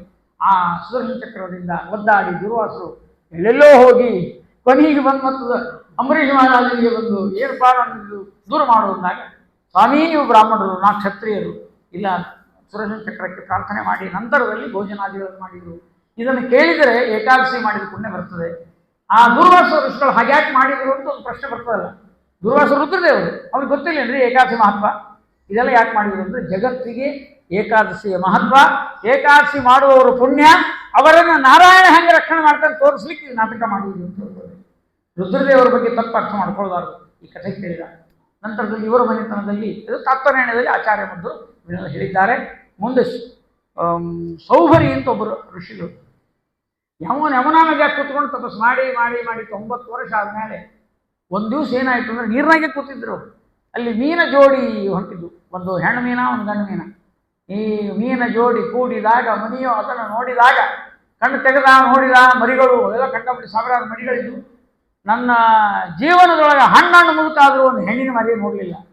ಈ ಮೀನಕ್ಕಿದ್ದಷ್ಟು ಭಾಗ್ಯ ನನಗಿಲ್ಲಲ್ಲ, ಛೇದ ಧಿಕ್ಕಾರಿರಲಿ ನನ್ನ ಜನ್ಮಕ್ಕಂತ ಲಗ್ನ ಮಾಡ್ಕೋಬೇಕು ಹುಚ್ಕೊಂಡು ಕೂಡ್ತಿದ್ರು. 90 ವರ್ಷದ ಮುದುಕಿಗೆ ಯಾರು ಕೊಡ್ತಾರೆ? ಈಗ 30 ಕೊಡೋದಿಲ್ಲ. ಯಾಕೋ ವಯಸ್ಸು ಭಾಳ ಆಯಿತು, ನೀವು ಕೊಟ್ಟರೆ ಸರಿ ಆಗ್ತದೆ, ಇಲ್ಲ ಸರಿ ಭಾಳ ಆಗ್ತಾನೆ ಹೋಗ್ತದೆ. ಅಕ್ಕಿಗೂ 30 ಆಗಿರ್ತಾವ, ಇವ್ರಿಗೂ 33. ಎಲ್ಲ ಮುದುಕರಿಗೆ ಮದುವೆ. ಈಗ ಮೊದಲೆಲ್ಲ ಸಣ್ಣವ್ರಿಗೆ ಮದುವೆ ಆಗ್ತಿದ್ರು. ಏನು ಚಂದ, ಅವ್ರು ಎಷ್ಟು ಗಟ್ಟಿ ಅವಾಗ, 15-16 ವರ್ಷ. ಇವರೆಲ್ಲ ಮಾಡಿಕೊಂಡು 10 ಮಂದಿ ಮಕ್ಕಳನ್ನ ಹಡಿದು ಎಲ್ಲ ಜಗತ್ತು ಚಂದ ಇತ್ತು ರೀ. ಈಗ 35-40-45 ಮುದುಕರ ಮದುವೆ. ಇಬ್ಬರಿಗೂ ನಿತ್ರಾಣ, ಹೈರಾಣ. ಅವು ಸಾಫ್ಟ್ವೇರು. ಇವ್ರಿಗೆ 1 ಲಕ್ಷ ಪಗಾರ, ಅವ್ರಿಗೆ 1 ಲಕ್ಷ ಪಗಾರ. ಮನೆಯಾಗ ಅಡಿಗೆ ಮಾಡೋರಿಲ್ಲ. ಏನು ಮಾಡಲಿ, ಇವತ್ತು ನೀವು ಬ್ರೆಡ್ ತೊಗೊಂಡ್ಬನ್ನಿ, ನಾನು ಸಾಸ್ ತೊಗೊಂಡು ಬರ್ತೇನೆ, ಅದನ್ನು ಹಂಚ್ಕೊಂಡು ತಿಂದು ಬ್ರೆಡ್ ಬಿದ್ದುಬಿಡೋದು. ಅಂದ್ರೇನು, ಬೆಡ್ ರೆಡನ್ನೇ ಆ ದವಾಖಾನೆಗೆ ಹೋಗಿ ಸಲಹೆ ಹಚ್ಕೊಂಡು ರಕ್ತ ಹಚ್ಕೊಂಡು ಹೋಗ್ತೀವಿ. ಅಲ್ರಿ, ಅನ್ನ ಮುದ್ದೆ ಪಲ್ಯ ಎಲ್ಲ ತಿಂದರೆ ರಾಯಚೂರಿಗೆ ಬರ್ರಿ ತಿನ್ನಿಸ್ತೀವಿ. ಎಲ್ಲ ಏನು ಮುದ್ದೆ ಪಲ್ಯ, ಏನು ಉಪ್ಪಿನಕಾಯಿ, ಅದು ತಿಂದರೆ ಗಟ್ಟಿ. ನಮ್ಮಲ್ಲಿ ಹೆಂಗೆ ಗಟ್ಟಿ ಇರ್ತಾವೆ ನೋಡಿ. ಕಣ್ಣಾಗ ನೀರು ಹೊತ್ತೀವ್ರಿ ನಾವು ಬಿಡಬಲ್ರಾಗ. 50 ಕೊಡ ನೀರು ನಾನು PUC ಇದ್ದಾಗ. ಅಷ್ಟರಾಗೆ ಗಿರಾಚಾರ ಮತ್ತೆ ನೆನಪಾಗೋದು. 8ನೇ ಕ್ಲಾಸ್ 9ನೇ ಕ್ಲಾಸ್ ಕೊಪ್ಪರಕ್ಕೆ ಹೋಗ್ಬಿಡೋದು. ಏನು ಕೆಲಸ ಇಲ್ಲ ಕೊಪ್ಪರದಾಗ. ಉಪ್ಪು ನೀರು ಒಂದು 20 ಕೊಡ ನೀರು ಹೊರಬೇಕು, 1-2 ಕೊಡ ನದಿಯಿಂದ ನೀರು ತರಬೇಕು. ಇದು 20 ಕೊಡ 1-2 ತರೋದು ಹೊತ್ಕೊಂಡು ಬರೋದು. ನರಸಿಂಹದೇವರು ಎಲ್ಲಿದ್ದರು ಏನು, ಹಂಗೆ ತಿಂದು ಗಟ್ಟಿ ಆಗಿವಿ, ಹಂಗೆ ಮಾಡಿ ಗಟ್ಟಿ ಆಗಿವಿ. ಆದರೆ ಈಗಿನ ಕಾಲದ ಸಮಸ್ಯೆ ಬಹಳ ಇದೆ, ಅದೆಲ್ಲ ಇರಲಿ. ಅಂತೂ ಪರಮಾತ್ಮ ಆ ರೀತಿಯಾಗಿ ಅನುಗ್ರಹ ಮಾಡಲಿಕ್ಕೆ ಹೇಗೆ ಮಾಡ್ತಾನೆ ಅನ್ನೋ. ನೀರಿನಲ್ಲಿ ಕೂತಿದ್ದಾರೆ, ಲಗ್ನ ಮಾಡ್ಕೋಕೊಂಡು ಹುಚ್ಚು ಬಂದು ಎದ್ದು ಬಂದುಬಿಟ್ಟ ಬ್ರಾಹ್ಮಣ. ಬಂದು ಯಾರು ಭೇಟಿ ಆಗ್ತಾರೋ ಅವರಿಗೆಲ್ಲ ಕೇಳು. ರಾಯಚೂರಿಗೆ ಬಂದ ಗಾಯಗೇರ್ಪೇಟೆ, ನನಗೊಂದು ಕನ್ಯೆ ಬೇಕಾಗಿತ್ತು ಅಂದ. ಅವರು ನೋಡಿದ್ರು, ಯಾರಿಗೆ ಅಂದರು. ಇದು ಮುದುಕಲ್ಲ, ನಿಮ್ಮ ಮೊಮ್ಮಗೇನು ಅಂತ ಅವ್ರು ಕೇಳಿದ್ರು. ಇಲ್ರಿ ನಾನೇ ವರ ಅಂದ. ಎಲ್ಲ ಆಗ್ಯಾವ್ರಿ, ಎಲ್ಲ ಎಂಗೇಜ್ಮೆಂಟ್ ಆಗಿ ಅಂತೇಳಿ ಕಳಿಸ್ಬಿಟ್ರು. ಯಾರು ಕೊಡ್ತಾರೆ, ಯಾರು ಕೊಡಲೇ ಇಲ್ಲ. ಕೊನೆಗೆ ಮಾಂಧಾತ ಅಂತ ರಾಜ ಇದ್ದ. ಆ ರಾಜನ ಮನೆಗೆ ಹೋದ್ರು. ರಾಜ, ನಿನ್ನ ಮನೆಯೊಳಗೆ ಬಹಳ ಮಂದಿ ಇದ್ದಾರಂತಲ್ಲೋ, ಒಂದು ಕನ್ಯಾ ಕೊಡೋದು. ಸ್ವಾಮಿ ಕೊಡ್ತೇನೆ ರೀ, ನಾವು ಕ್ಷತ್ರಿಯರು, ಸ್ವಯಂವರದ ಪದ್ಧತಿ, ಮಾಲಿ ಹಾಕಿದವ್ರು ಕರ್ಕೊಂಡು ಹೋಗ್ರಿ ಅಂದರು. 50 ಮಂದಿಗೆ ಮಾಲಿ ಕೊಟ್ಟಿದ್ದವ. ಬಂದು ಮಾಲಿ ಹಾಕ್ಬೇಕಂಬುದ್ರೊಳಗೆ ಅವ್ರು ನೋಡಿದ್ರು, ಈ ಮುದುಕಿಗೆ ಹೆಂಗೆ ಲಗ್ನ ಮಾಡ್ಕೋಬೇಕು ಅಂತ ನಮಸ್ಕಾರ ಮಾಡಿ, ನನಗೊಂದು ವರ ಸಿಗೋಂಗೆ ಆಶೀರ್ವಾದ ಮಾಡೋ ಅಜ್ಜ ಅಂತ ನಮಸ್ಕಾರ ಮಾಡಿದ್ರು. ಇವಂದ ಇದೇನು ವರ್ಕೌಟ್ ಆಗೋದಿಲ್ಲ ಅಂತ ಹೊರಗೆ ಹೋಗಿ ತಪಸ್ಸೆಲ್ಲ ಧಾರೆ ಎರೆದು ಪುಣ್ಯದ ಫಲವನ್ನು ಎರ್ಕೊಂಡು, ಅದು ಪುಣ್ಯದ ಫಲ ಹೆಂಗೆ ತೊಗೊಳ್ಬೇಕು ನಮ್ಗೆ ಗೊತ್ತಿಲ್ಲ, ಅವ್ರಿಗೆ ಗೊತ್ತಿತ್ತು. ಅದು ಪುಣ್ಯದ ಫಲ ಕರ್ಮ ಮಾಡಿ 19 ವರ್ಷದ ಒಳ್ಳೆ ನವಯೌವನ, 19-20 ವರ್ಷದ ತಾರುಣ್ಯ. ಏನು ಹದವಾದ ಎದೆ, ಆ ಹುಬ್ಬೇನು, ಆ ನಿಲುವೇನು, ಆ ಚಲುವೇನು, ಆ ಕಾಂತಿ ಏನು, ಆ ಕಳೆ ಏನು, ವರ ನೋಡಿ ಉತ್ತಾವಕ್ಕೆಲ್ಲ ಮನ್ಮಥನಾಗಿ ಕುದುರೆ ಮೇಲೆ ಕುತ್ಕೊಂಡು ಬಂದ್ಬಿಟ್ಟು ರಾಜ ಬಟ್ಟೆ ಅದು. ಮಾಂಧಾತ ರಾಜ, ಮಾಂಧಾತ, ನನಗೊಂದು ಕನ್ಯೆ ಬೇಕಾಗಿತ್ತು, ನೀವು ಯಾರು, ನಾನು ಯಾರು ಅಂತ ಆಮೇಲೆ ಹೇಳ್ತೀನಿ. ಆಗಲೇ ಬಂದಿದ್ನಲ್ಲ ಮುದುಕ ಸೌಬರಿ, ಅವರೇ ನಾವು, ನಮ್ಗೆ ಬೇಕಾಗಿದೆ. ನಿನ್ನ ಮಕ್ಕಳು ಮಾಲಿ ಹಾಕಬೇಕು ಅಲ್ಲೇಂದ್ರಲ್ಲಿ ಕರಿ ಅವ್ರು. ನಾನು ಎಲ್ಲರಿಗೂ ಮಾಲಿ ಕೊಟ್ಟು ಕಳಿಸಿದ, ಬೇಕಾದ್ರೂ ಮಾಡ್ಕೊಡ್ರಿ, ಸಾಕಾರ ಬಿಡ್ರಿ ಅಂತ 50 ಮಾಲಿ ಹಾಕಿಬಿಡ್ಬೇಕು. ಅವು ಒಬ್ಬರು ಮಾಡ್ಕೋಬೇಕು ಅಂತ ಹೇಳಿದ್ರೆ 50 ಜನ ಮಾಲಿ ಹಾಕ್ಬಿಟ್ರಿ. ಪುಣ್ಯವಾಚನದಾಗ 50, ಒಂದು ವರ 50 ಕನ್ಯೆ. ಕನ್ಯಾದಾನ ಅಹಂಕರಿಷೇ ಎಂದ. ಕನ್ಯಾದಾನಾನಿ, ದಾನವಲ್ಲ, ಬಹುವಚನ ಪ್ರಯೋಗ ಮಾಡಿ ಒಟ್ಟು ಮಂದಿನ ಗಂಟು ಹಾಕಿ ಕಳಿಸಿರ್ತಾನೆ. ಅವರು ಇಚ್ಛಾನುಸಾರ ಆಗಬೇಕು. ಮದುವೆ ಬಂದಿದ್ದಾರೆ. ಯಮುನಾ ನದಿ ದಂಡೆ ಮೇಲೆ ಸೌಬರಿ ನಗರ ಅಂತ ಬೋರ್ಡ್ ಹಾಕಿಲ್ಲ. ಯಾಕಂದ್ರೆ ಹೌದಾ ಒಂದು ನಗರ ಆಗ್ಬೇಕಲ್ಲ. ಅಲ್ಲಿ 50 ಮನೆಗಳು, 50 ಬಂಗಲೆ, 50 ಲಾಂಜು, ಸ್ವಿಮ್ಮಿಂಗ್ ಪೂಲು. ನಾಯಿ ಕಟ್ಟಿದ್ದಿಲ್ಲ, ದೊಡ್ಡ ಆಚಾರ ಇಲ್ಲ ಅಂತ ನಾಯಿ ಕಟ್ಟಿದ್ದಿಲ್ಲ. ನಾಯಿ ಒಂದು ಬಿಟ್ಟು ಎಲ್ಲ ಇತ್ತು. ಅವರಪ್ಪ ಬಂದ, ನೋಡು ಮಕ್ಕಳು ಹೆಂಗಿದ್ದಾರೆ ನೋಡ್ತಾನ, ಏನು ವೈಭವ ಮನಿ. ಒಳಗೆ ಬಂದರೆ ನೋಡಿದ ಹಳೇಂದ್ರ, ಬರ್ರಿ ಮಾವಂದ್ರೆ ಭಾಳ ಸಂತೋಷ ಆಯಿತು, ಹೆಂಗಿದ್ದೀವ, ಆರಾಮಿದ್ದೀಯೇನು, ಕಷ್ಟ ವೈದಿಕ ಬ್ರಾಹ್ಮಣನ ಮದುವೆ ಮಾಡ್ಕೊಂಡು ಬಂದುಬಿಟ್ರಿ, ಅರಮನೆಯಾಗಿದ್ದೀರಿ, ಅಪ್ಪ ಕಾಳಜಿ ಮಾಡಬೇಡ, ನಿನ್ನ ಮನೆಗಿಂತ ಸುಖವಾಗಿದ್ದೀನಿಲ್ಲ ನಾನು, ನಮ್ಮ ಯಜಮಾನರು ಎಲ್ಲೂ ಹೋಗುದಿಲ್ಲ ನನ್ನ ಬಿಟ್ಟು, ಯಾಕೆ ನಿಂತಿಲ್ಲ, ಲಗ್ನ ಮಾಡ್ಸಕ್ಕೆ ಹೋಗಂಗಿಲ್ಲ, ಭಾಗವತ ಹೇಳಿಕ್ಕೆ ಹೋಗಂಗಿಲ್ಲ, ನೀವು ನಾವು ಬಿಟ್ಟು ಬಂದೀವಿ ನೋಡ್ರಿ, ಒಂದು ವಾರ ರಾಯಚೂರಿಗೆ ಹೋಗ್ತೀನಿ, ಹೋಗಿ ಬರ್ರಿ, ಮುಗಿದು ಜಲ್ದಿ ಬರ್ರಿ ಅಂತ ಅನ್ಸ್ಕೊಂಡೇ ಬರ್ಬೇಕು. ನಿಮ್ಮದು ಇದ್ದಂಗೆ ನಿಮ್ಮ ಮನೆಯೊಳಗೂ ನಿಮ್ದು ಹಂಗೆ ಇರ್ತದೆ. ಒಂದು ವಾರ ಆಫೀಸ್ ಕೆಲಸ ಮೇಲೆ ಹೊಂಟೀನಿ, ಯಾವಾಗ ಬರ್ತೀರಿ? ಸಹಜ ನೋಡ್ರಿ ಸ್ವಭಾವ. ಇವ್ರಿಗೆ ಪ್ರಶ್ನೆನೇ ಇಲ್ಲ. ನಮ್ಮ ಮನೆಯವ್ರು ಎಲ್ಲಿ ಹೋಗೋದಿಲ್ಲ ಅನ್ಲಿಕ್ಕೆ. ನಾ ಅಡಿ ಮನೆಗಿದ್ರೆ ಅಡಿ ಮನೆಗೆ ಇರ್ತಾರೆ, ಪಡಸಾಲಾಗಿದ್ರೆ ಪಡಸಾಲಾಗಿರ್ತಾರೆ, ಗಾರ್ಡನ್ದಾಗಿದ್ರೆ ಗಾರ್ಡನ್ದಾಗ ಇರ್ತಾರೆ, ಸ್ವಿಮ್ಮಿಂಗ್ ಪೂಲ್ ಇದ್ರೆ ಅಲ್ಲೇ ಬರ್ತಾರೆ. ರಾಜ ಗಾಬರಿ ಅದ. ಎಲ್ಲ ಹೊತ್ತು ಇಲ್ಲೇ ಇರ್ತಾನೆ ಅಂದ್ರೆ ಎರಡನೇದಕ್ಕೆ ಗತಿ ಏನು ಅಂದ. ಎರಡನೇ ಮನೆಗೆ ಓಡಿದ. ಅಲ್ಲಿ ನೋಡಿದ್ರೆ ಬಾಪ ಅಂತ ಕರೆಯೋದ್ರೊಳಗೆ ಅಲ್ಲೂ ಇದ್ರು ಇವರು ಸೌಕರ್ಯ ಋಷಿಗಳು. ಬರ್ರಿ ಮಾವಂದ್ರ ಅಂದ್ರು. ಅಲ್ಲಿದ್ರಲ್ಲ, ಇಲ್ಲೂ ಇದ್ದೀನಿ ಅಂದರು. 10 ಅವತಾರ, 50 ಅವತಾರ ಮಾಡಿದ್ರು. 50 ಹೆಣ್ಣರ ಜೊತೆಗೆ 50 ರೂಪಗಳಿಂದ ಇದ್ದು 50 ಮನೆ ಸಂಸಾರ ಸುಖವಾಗಿ ಕೊಟ್ಟು ಅಲ್ಲಿ ಮಕ್ಕಳು, ಮೊಮ್ಮಕ್ಕಳು, ಮರಿಮೊಮ್ಮಕ್ಕಳು, ಗಿರಿ ಮೊಮ್ಮಕ್ಕಳು, ಕಂಡಾಪಟ್ಟೆ ಸಂಸಾರ, ಸೌಭರಿ ಸಂಸಾರ. ಆ ಮೀನ ನೋಡಿದ್ರಲ್ಲ, ಆ ಮೀನಕ್ಕೇನು ಮಕ್ಕಳಾಗಿದ್ವಲ್ಲ, ಹಂಗ ನನಗೆ ಮಕ್ಕಳಾಗಬೇಕು ಅಂತ ಬೆಳೆಸ್ಕೊಟ್ಟಿದ್ರು. ನೋಡಿದಲ್ಲೆಲ್ಲ ಸೌಭರಿ ವಂಶದವ್ರೆ ಸಂಧ್ಯಾವಂದನ ಮಾಡ್ಲಿಕ್ಕೆ ಹತ್ತಾರ. ಯಮುನಾ ನದಿ ದಂಡೆ 98 ವರ್ಷ ಆಗ್ಯಾವ. ಬಿಳಿ ಗಡ್ಡ ಬಂದಾವ. ನೀರು ತಗೊಂಡು ಓಂ ಭೂರ್ಭುವ ಸ್ವಹ ಅಂತ ನೀರು ಬಿಡ್ತಾ ಇದ್ದಾರೆ. ಅಲ್ಲಿ 2 ಜೋಡಿ ಮೀನ ಕೂಡಿದ್ದು. ಮತ್ತೆ ಆ ದೃಶ್ಯ 95 ವರ್ಷದ ಹಿಂದೆ ಏನೋ ಒಂದು ದೃಶ್ಯ ನೋಡಿದ್ದು, ಅದು ಮತ್ತೊಮ್ಮೆ ಕಾಣಿಸ್ತು. ಅವರಂದ್ರು ಒಂದು ಸಲ ನೋಡಿದ್ದಕ್ಕೆ ಇಷ್ಟ ಅವಸ್ಥೆ ಆಗಿದೆ, ಇನ್ನೊಂದ್ಸಲ ನೋಡಿದ್ರೆ ಏನ್ ಗತಿ ಅಂತ. ಬೇಡ ಇದು ಅಂತ. ಅಹೋ ಮೇ ವಿನಾಶಂ ಅಂತಾರೆ.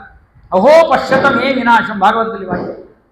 ನನ್ನ ವಿನಾಶ ಬಹಳ ಆಯಿತು, ಒಂದು ಸಲ ನೋಡಿದ್ದಕ್ಕೆ ನನಗೆ ಹಿಂಗಾಗಿದೆ, ನೀವು ಅದರಾಗೆ ಇರ್ತೀರಿ, ಏನು ಗತಿ ನಿಮ್ಮದು ಅಂತ ನಮಗೆಲ್ಲ.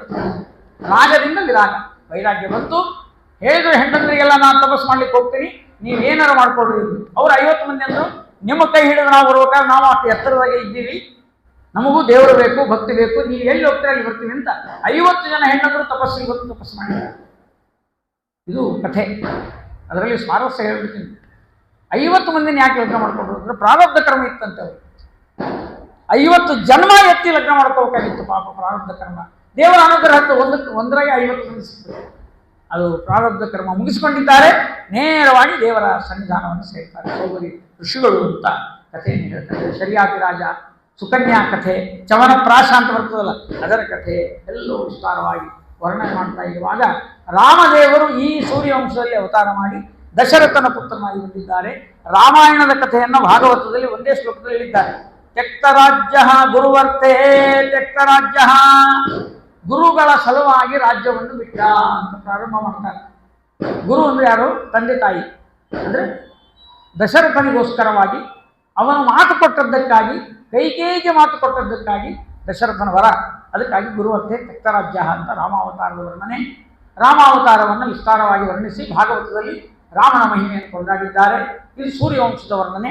ನಂತರದಲ್ಲಿ ಚಂದ್ರವಂಶದ ವರ್ಣನೆ ಬರ್ತಾ ಇದೆ. ಚಂದ್ರನ ಮಗ ಪುರೂರವ, ಅವರ ಮಗ ಯದು, ಯಾದವರು, ಪುರುವಂಶದವರು, ಯಯಾತಿ ಮಹಾರಾಜನ ಮನೆತನ. ಅಲ್ಲಿ ಪೌರವರೆಲ್ಲರೂ ಕೂಡ ಒಂದು ಕಡೆಗೆ, ಈ ಕಡೆ ಯಾದವರು ಒಂದು ಕಡೆಗೆ, ವೃಷ್ಣಿಕರು ಒಂದು ಕಡೆಗೆ, ಹೀಗೆಲ್ಲ ಅವರ ವಂಶ ಬೆಳೀತಾ ಇದೆ. ಅದರಲ್ಲಿ ಶೂರರಾಜ ಅಂತ ಒಬ್ಬ ರಾಜ ಇದ್ದ. ಇವರ ಈ ಭೃಗು ಋಷಿಗಳ ವಂಶದಲ್ಲೇನೆ ಪರಮಾತ್ಮ ಪರಶುರಾಮನಾಗಿ ಅವತಾರ ಮಾಡಿದ.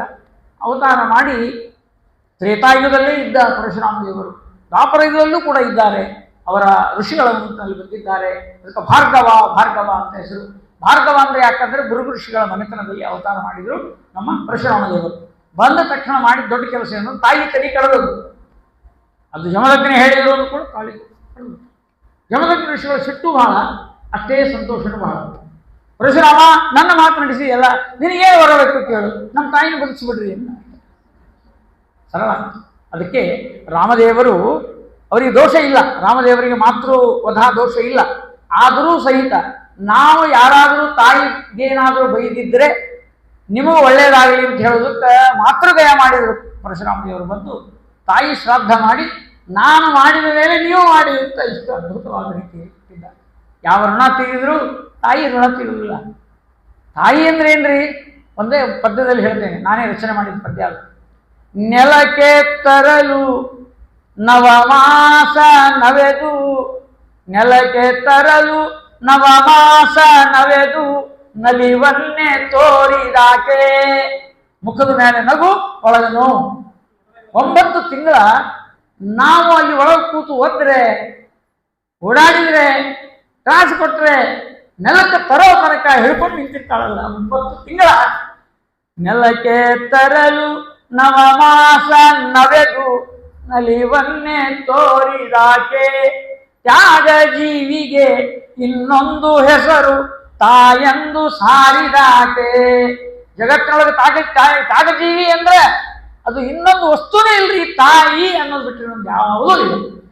ಅಂತಹ ತಾಯಿಯ ಋಣ ತೀರಿಸಲಿಕ್ಕೆ ಮಾತೃಗಯಾಕ್ಕೆ ಹೋಗಿ ಆ ಮಾತೃಗಯದಲ್ಲಿ ಮಾಡಿಸ್ತಾ ಇರ್ತಾರೆ. ನೋಡಬೇಕು, ಒಂದೊಂದು ಹೇಳ್ತಾರೆ. ಈ ಕಣ್ಣ ಪಿಂಡದ ಮೇಲೆ ನೀರಲ್ಲ, ಕಣ್ಣೀರು ಹಾಕ್ತಾರೆ ಎಲ್ಲರೂ. ಎಂತೆಂಥ ನಾಸ್ತಿಕ ಇದ್ರು ಸಹಿತ, ಎಂಥ ನಾಸ್ತಿಕ ಇದ್ರು ಸಹಿತ ಅವನ ಕಣ್ಣಲ್ಲಿ ನೀರು ಸುರಿಸಿ ಬಿಡ್ತಾರೆ. ಅವರು ಅಲ್ಲಿ ಹೇಳ್ತಾರೆ ಅವರು, ಅದು ನಮ್ಮ ಹೊಲಸನ್ನು ಬಳದದ್ದು, ಮೂತ್ರವನ್ನು ತೆಗೆದದ್ದು, ಬಟ್ಟೆ ಹಾಕಿದ್ದು, ಊಟ ಮಾಡಿಸಿದ್ದು, ಅವರು ಎಷ್ಟು ಜೀವ ತಿಂದರೂ ಅದನ್ನು ತಡ್ಕೊಂಡದ್ದು ಕೊನೆಯ ತನಕ. ಅದು ಕೂಸಿದ್ದಾಗ ಮಾತ್ರ ಅಲ್ಲ, ಅದಕ್ಕೆ ಕೂಸಾದ ಮೇಲೆ ಸಹಿತ ನಮ್ಮ ಮನೆ ಬರ ಏನಿರುವುದು. ಅಜ್ಜ ಅಜ್ಜಿ ಆಗಿರ್ತೀವಿ, ನಮಗೇನು ಸುಖ ಇರುವುದಿಲ್ಲ, ಮಕ್ಕಳಿಂದ ಸುಖ ಅನ್ನೋದು ಇಲ್ಲ ಜಗತ್ತಿನೊಳಗೆ. ಆದರೂ ಸಹಿತ ಅದನ್ನು ತಡ್ಕೋತಾರೆ ನೋಡಿ. ಧಾರವಾಡದ ಒಂದು ಮುದುಕಿತ್ತು, 4 ಮಂದಿ ಮಕ್ಕಳು, ದೊಡ್ಡ ಶ್ರೀಮಂತರು, ಹೊರಗೆ ಹಾಕಿಬಿಟ್ಟಿದ್ದಕ್ಕಿಂತ ಒಂದು ಔಟ್ ಹೌಸ್ನಾಗಿತ್ತು ಪಾಪ. ಯಾರೋ ಕೇಳಿದ್ರು ಭೇಟಿಯಾಗಿ, ಏನು ನಿನ್ನ ಮಕ್ಕಳು 4 ಮಂದಿ ಬೇಕಾದಷ್ಟದಲ್ಲ, ಯಾಕೆ ಇಲ್ಲೇ ಇಟ್ಟಾರ ನಿನ್ನ, ಇಲ್ಲಿ ಒಬ್ಬಕ್ಕೆ ಹಾಕಿದ್ದಿ ಕೇಳಿದ್ರ ಏನು ಮಾಡ್ಬೇಕಪ್ಪ, ಏನೋ ನನ್ನ ಕರ್ಮ ಅನ್ಲೇ ಹೊರತು ಅವ್ರು ತಪ್ಪದು ಅನ್ಲಿ. ಅವರು ಏನು ಬುದ್ಧಿಲ್ಲವಾ ನಿನ್ನ ಮಕ್ಕಳಿಗೆ ಹಾನಿ ಬೈಲಿಕ್ಕೆ ಶುರು ಮಾಡಿದ್ರು. ಬೈಬೇಡ ಅಂದ್ರೆ ಯಾವ ಮಕ್ಕಳಿಗೂ ಬೈಬೇಡ, ಅವರು ಬೈದ್ರೆ ನನಗೆ ತ್ರಾಸ ಆಗ್ತದೆ. ಅವಕ್ಕ ಏನೂ ಗೊತ್ತಾಗೋದಿಲ್ಲ, ಅಷ್ಟ ಅಂದಿದ್ರು ಮುಗಿದೋಗಿತ್ರಿ. ಅವು ಬಂದಾಗಲ್ಲ ಅಲ್ಲಿ ಸಮಸ್ಯೆ. ತನ್ನ ಮಕ್ಕಳ ಹೇಳ್ಬೇಕ್ರಪ್ಪ, ಅವ್ರನ್ನ ಬಿಟ್ಟು ಅವ್ರ ಮೇಲೆ ಕೈ ಹಾಕೋದು ಬರ್ತದೆ. ಇವೆಲ್ಲ ತಾಯಿಯಂದಿರ ಏನೇ ಇರಲಿ, ಆ ತಾಯಿಯಂತಹ ವಸ್ತು ಮಾತೃ ಗಯಾಕ್ಕೆ ಹೋಗಿ ಪರಶುರಾಮ ದೇವರಿಗೆ ಯಾವ ದೋಷಗಳು ಇಲ್ಲದಿದ್ದರೂ ಕೂಡ ಪಿಂಡ ಪ್ರದಾನವನ್ನು ಮಾಡಿ ಮಾತೃ ಋಣ ತೀರಿಸ್ಕೊಡ್ರಿ ಅಂತ ನಮಗೆಲ್ಲ ಹಾಗೆ ಇದ್ರಿ. ಶ್ರಾದ್ದ ಕರ್ಮದಲ್ಲಿ ಎಷ್ಟು ದೊಡ್ಡ ಗುಣ ಅದಂದ್ರೆ ಒಂದು ಮಾತು ಹೇಳ್ಬಿಡ್ತೀನಿ. ಒಮ್ಮೆ ಏನಾಯಿತು ಅಂದರೆ ಶ್ರಾದ್ದ ಮಾಡಿಸ್ತಾ ಇದ್ದಾರೆ, ಅದರಲ್ಲಿ ಲೀಸ್ಟ್ ಇರ್ತದೆ, ಒಂದು ಪಟ್ಟಿ ಗೊತ್ತಲ್ಲ ನೀವು, ಪಿತೃ ಪಿತಾಮಹ ಪ್ರಪಿತಾಮಹ, ಅಜ್ಜ ಯಾರು ಅಜ್ಜಿ ಯಾರು, ಮತ್ತು ಮಾತುಲಹ ಅಂದರು. ಮಾತುಲಹ ಅಂದ್ರೆ ಯಾರು? ಸೋದರ ಮಾವ. ಬಿಡು ನೀರು ಬಿಡು ಅಂದ್ರು, ತರ್ಪಣ ಬಿಡು, ಮಾತುಲಹ ಹಂಗಂದ್ರೆ ಏನು ಕೇಳಿದ, ಸೋದರ ಮಾವ ಬಿಡುದು ಅನ್ನು, ನನ್ನ ಮನೆ ಹಾಳು ಮಾಡಿದವನೇ ಅವ. ತಾಯಿ ಸತ್ತ ಮೇಲೆ ಸೋದರ ಮಾವ ಅಂತ ಹೇಳ್ತಿರ್ತಾರ, ನಮ್ಮ ಪಾಲಿಗಿಲ್ಲ. ಇಡೀ ನಮ್ಮ ಮಂತನದ ಹೊಲ ಮನಿ ಎಲ್ಲ ಹಾಳು ಮಾಡಿದವ ನಮ್ಮ ಸೋದರ ಮಾವ, ಅವನಿಗೆ ಎಂದೆಂದು ತರ್ಪಣ ಕೊಡೋದು ಆಚಾರ, ಅದೊಂದು ಬಿಟ್ಟು ಮುಂದಿಂದ ಹೇಳ್ರಿ ಅಂತ ಆಚಾರ ಅಂದರು. ನಾ ಎದ್ದು ಹೋಗ್ತೀನಿ, ನಿನ್ನ ಶ್ರಾದ್ದ ನೀನ ಮಾಡ್ಕೊಂಡ್ರು. ಇಲ್ಲ ನಾ ಎದಕ್ಕೆ ಕೂತೀನಿ ಅಂತ ತಿಳ್ಕೊಂಡು, ನಿನ್ನ ವೈಯಕ್ತಿಕ ಸಿಟ್ಟು, ನಿನ್ನ ವೈಯಕ್ತಿಕ ದ್ವೇಷ, ನಿನ್ನ ಮನೆತನದ್ದು ನೋಡ್ಲಿಕ್ಕೆ ಬಂದಿಲ್ಲ ಇಲ್ಲಿ. ನಾ ಯಾರಿಗೆ ಅಂತ ಹೇಳ್ತೀನಿ ಅವ್ರಿಗೆ ತರ್ಪಣ ಬಿಡ್ಬೇಕು, ಇಲ್ಲ ಅಂದ್ರೆ ನಾ ಎದ್ದು ಹೋಗ್ತೀನಿ ಅಂದರು. ಇಲ್ಲ ಆಚಾರ ನೀವು ಹೆಂಗೆ ಹೇಳ್ತೀರಿ ಅಂತ ತಿಳ್ಕೊಂಡಿದ್ದ. ನೋಡ್ರಿ, ಶ್ರಾದ್ದದಲ್ಲಿ ಎಷ್ಟೇ ಸಿಟ್ಟಿರಲಿ, ತಕ್ಕನ ಮ್ಯಾಲೆ ಇರಲಿ, ಮಾವನ ಮ್ಯಾಲೆ ಇರಲಿ, ಅಣ್ಣ ತಮ್ಮಂದ್ರ ಮ್ಯಾಲೆ ಇರಲಿ, ಯಾರಿಗಿದ್ರು ಬಿಡೋ ಮುಂದೆ ಹಂಗ ಬಿಡಬೇಕು. ಇದು ನಮ್ಮ ಎಷ್ಟು ದೊಡ್ಡ ಉದಾರ ಮನಸ್ಸಿನ ಒಂದು ಪರಿಪಾಠ ಸಂಸ್ಕೃತಿ. ಇದ್ದ ಸಿಟ್ಟೆಲ್ಲ ಹೋಗ್ಬಿಡ್ತದ್ರಿ, ಅಲ್ಲಿ ಕರ್ಕೊಂಡು ಬಿಡ್ಬೇಕಾದ್ರೆ ಸಿಟ್ಲೆ ಹೆಂಗೆ ಬಿಡ್ತಾರೆ ಹೌದಲ್ಲ. ಇದು ನಮ್ಮ ಪ್ರಾಚೀನರ ಕೊಟ್ಟ ದೊಡ್ಡ, ಎಷ್ಟೇ ಸಿಟ್ಟಿರಲಿ, ಎಷ್ಟೇ ದ್ವೇಷ ಇರಲಿ, ಮರಣಾಂತಂ ವೈರಂ, ಅವರ ಮರಣ ಆಯಿತು ಅಂದರೆ ವೈರತ್ವ ಬಿಡಬೇಕು ಅಂತ ಹೇಳಿದವರು ನಮ್ಮವರೆಲ್ಲ. ಇದು ಶ್ರಾದ್ದದ ಶ್ರೇಷ್ಠತೆ. ತಾಯಿ ತಂದೆ ಬಂಧು ಬಳಗ ಎಲ್ಲರೂ ಯಾರಿಗೆ ಗತಿ ಇಲ್ಲ ಅವರಿಗೆ. ಎಲ್ಲೆಲ್ಲೋ ಆಕ್ಸಿಡೆಂಟ್ನಾಗ ಹೋಗಿರ್ತಾವ, ನಾಥ ಚತುರ್ದಶಿ ಬಿಡ್ರಿ, ಎಲ್ಲೆಲ್ಲಿ ಏ ದಗ್ಧಾಹ ಏ ಅಗ್ನಿ ದಗ್ಧಾಹ, ಏನು ಮಂತ್ರರು ಇವು, ಕಣ್ಣ ನೀರು ಬರ್ಬೇಕು ನಮ್ಗೆ. ಯಾರೋ ಗಂಟೆಗೆ ಸುಟ್ಟಿರ್ತಾರೆ, ಇವ್ರು ಬಿಡ್ಬೇಕ್ರಿ. ಯಾರೋ ನೀರಿನಾಗ ಸತ್ತಿರ್ತಾರೆ ಜಲಗಂಟ, ಅವ್ರಿಗೆ ನೀರು. ಯಾರೋ ವಾಹನದ ಕೆಳಗೆ ಬಿದ್ದಿರ್ತಾವೆ, ಅವ್ರಿಗೆ ನೀರು ಬಿಡ್ಬೇಕು. ನಮಗೆ ಸಂಬಂಧ ಇದ್ದವರು ಸಂಬಂಧ ಇಲ್ಲದವರಿಗೆ ತರ್ಪಣ ಕೊಟ್ಟು ಅವರು ಸುಖವಾಗಿರಲಿ ಅಂತ ಹೇಳುವ ಒಂದೇ ಒಂದು ಧರ್ಮ, ಅದು ಬ್ರಾಹ್ಮಣ ಧರ್ಮ, ಅದು ಹಿಂದೂ ಧರ್ಮ, ಅದು ಸನಾತನ ಧರ್ಮ. ಇದನ್ನು ಬಿಟ್ಟು ಇನ್ನೇನಿದೆ ನಮ್ಮಲ್ಲಿ ಸ್ವಾರಸ್ಯ. ಎಲ್ಲ ಕಥೆಯನ್ನು ನೋಡಿದಾಗ ಆ ಪರಶುರಾಮ ದೇವರ ಅವತಾರ ಆಗಿದೆ. ಆ ಚಂದ್ರನ ಮಗ ಬುಧ, ಪುರೂರವ, ಯಾದವರು ಇವರ ಮನೆತನದಲ್ಲಿ ಶೂರ ಅಂತ ರಾಜ. ಆ ಶೂರರಾಜನ ಮಗನೇ ವಸುದೇವ.